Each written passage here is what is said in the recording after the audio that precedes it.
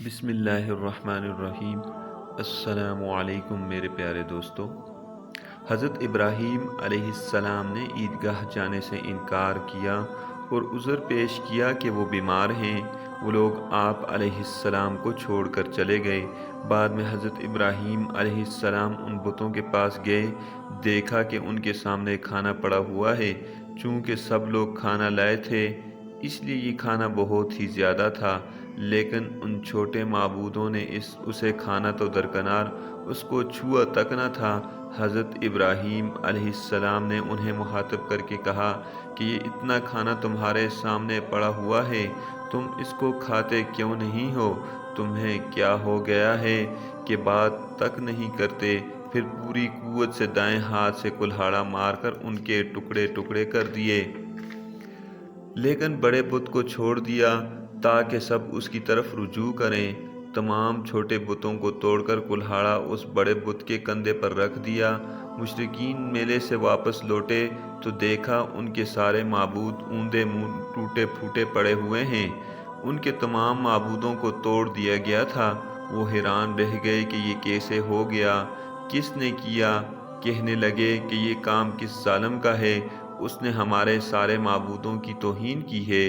اس وقت جن لوگوں نے حضرت ابراہیم علیہ السلام کا وہ کلام سنا تھا ان کو خیال آ گیا۔ کہنے لگے، وہ نوجوان جس کا نام حضرت ابراہیم ہے، اسے ہم نے اپنے بتوں کی مذمت کرتے سنا تھا۔ اللہ کی قدرت کہ حضرت ابراہیم علیہ السلام کا جو مقصد تھا وہ خود بخود پورا ہو رہا تھا۔ قوم کے لوگ مشورہ کر رہے تھے کہ سب کو جمع کرو اور اسے بلاؤ، پھر اسے سزا دو۔ چنانچہ تمام اہل باطل چھوٹے بڑے جمع ہو گئے۔ کارروائی شروع ہو گئی۔ کہنے لگے، اے ابراہیم، ہمارے معبودوں کے ساتھ تو نے یہ حرکت کی ہے۔ حضرت ابراہیم علیہ السلام نے جواب دیا کہ یہ کام تو اس بڑے بت کا ہے، مجھ سے کیوں پوچھتے ہو؟ تم اپنے معبودوں سے کیوں نہیں پوچھ لیتے کہ ان کے ٹکڑے ٹکڑے کس نے اڑائے ہیں؟ حضرت ابراہیم علیہ السلام کا جواب سن کر وہ سب سوچ میں پڑ گئے۔ پھر کہنے لگے، ہم نے بڑی غلطی کی ہے کہ اپنے معبودوں کے پاس کسی کو حفاظت کے لیے بھی نہ چھوڑا۔ اس قدر واضح بات محسوس کر کے بھی وہ ظالم ایمان نہ لائے، بلکہ شیطان نے ان کے دل میں وسوسے ڈال دیے اور انہیں غور و فکر کر کے کہا کہ اے ابراہیم علیہ السلام، کیا تمہیں علم نہیں؟ یہ تو بے زبان ہیں، یہ بول نہیں سکتے۔ اب حضرت ابراہیم علیہ السلام نے فرمایا، تب پھر تم اللہ کے سوا اس چیز کی عبادت کرتے ہو جو تمہیں کچھ بھی نفع نہیں دے سکتی اور نہ نقصان پہنچا سکتی ہے۔ تعجب کی بات ہے تم پر اور ان پر بھی جنہیں تم اللہ کے سوا پکارتے ہو۔ کیا تم میں بالکل عقل نہیں؟ اس طرح حضرت ابراہیم علیہ السلام نے ان پر حقیقت خوب اچھی طرح ذکر کی اور ان سے فرمایا کہ تم ان کی پوجا کرتے ہو جن کو تم خود تراشتے ہو، یعنی ان کا حال تو یہ ہے کہ تم نے اپنے ہاتھوں سے تراشا اور ان کی عبادت کرنے لگ گئے، جبکہ تمہیں اور تمہاری بلائی کی چیزوں کو اللہ ہی نے پیدا کیا ہے۔ حضرت ابراہیم علیہ السلام نے ایک کلہاڑے کی مدد سے ان سب بتوں کو تہس نہس کر دیا تھا۔ یہ اس بات کی واضح ترین نشانی تھی کہ یہ بالکل بے بس ہیں، لیکن اس واضح نشانی کے باوجود وہ اپنے کفر پر ہی ڈٹے ہوئے تھے اور حضرت ابراہیم علیہ السلام کو دھمکیاں دینے لگے۔ کہنے لگے کہ اس کے لیے ایک آتش کلہ بناؤ اور اسے اس آگ میں ڈال دو۔ پھر ان لوگوں نے ایک چٹیل میدان کا انتخاب کیا جہاں مٹی نام کی کوئی چیز نہ تھی۔ اس میدان کو پتھروں کی دیوار کے ساتھ گھیر لیا گیا۔ پھر سب لوگوں کو حکم دیا گیا کہ وہ لکڑیاں جمع کر کے اس گھیرے ہوئے جگہ میں رکھ دیں۔ چنانچہ سب لوگ لکڑیاں جمع کر کے وہاں لانے لگے، یہاں تک کہ عورتوں اور بچوں نے بھی اس کام میں بڑھ چڑھ کر حصہ لیا۔ میدان میں اتنی لکڑیاں جمع ہو گئیں کہ زمین نظر نہیں آتی تھی۔ یہ لکڑیاں زمین پر ایک اونچی دیوار محسوس ہوتی تھیں۔ پھر ان لکڑیوں کو آگ لگائی گئی۔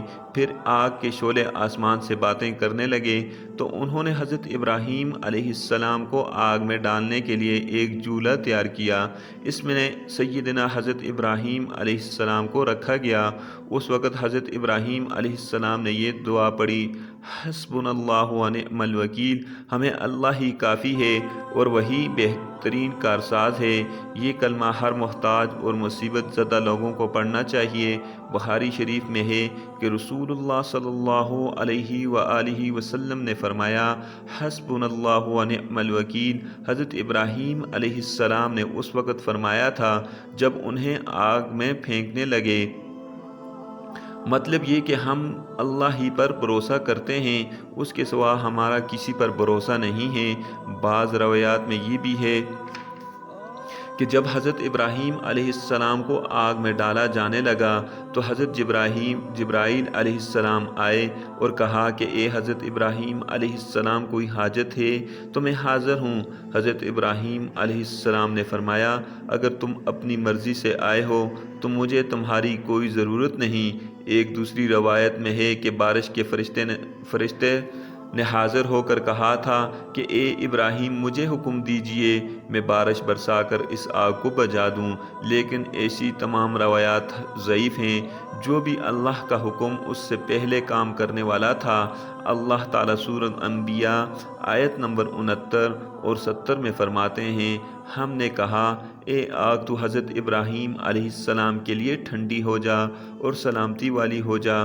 उन्होंने हज़रत इब्राहीम अलैहिस्सलाम का बुरा चाहा है, लेकिन हम ही ने उन्हें नुकसान पाने वाला कर दिया। चुनाचे जब हज़रत इब्राहीम अलैहिस्सलाम को आग में डाला गया तो वो ठंडी हो गई। इब्न अब्बास रज़ियल्लाहु ताला अन्हु फरमाते हैं, अगर अल्लाह ताला आग से ये ना फरमाते कि सलामती वाली ठंडी हो जा तो वो इस कदर सर्द हो जाती कि उसकी ठंडक से तकलीफ़ महसूस होती। गोया आग भी अल्लाह के हुक्म के बग़ैर नहीं जला सकती, छुरी अल्लाह के हुक्म के बग़ैर नहीं काट सकती। इसलिए ये भी अल्लाह ही की मखलूक हैं और उनकी कुदरत भी अल्लाह ही के पास है। वो चाहे तो उनको कुदरत अता कर दे, चाहे तो कुदरत वापस ले ले। आग को ठंडा होने का हुक्म हुआ, वो ठंडी हो गई। उसने ना हज़रत इब्राहीम अलैहिस्सलाम के कपड़े जलाए और ना ही उनका जिस्म, सिर्फ़ वो रस्सियाँ जलाईं जिनसे आप अलैहिस्सलाम को बांधा हुआ था।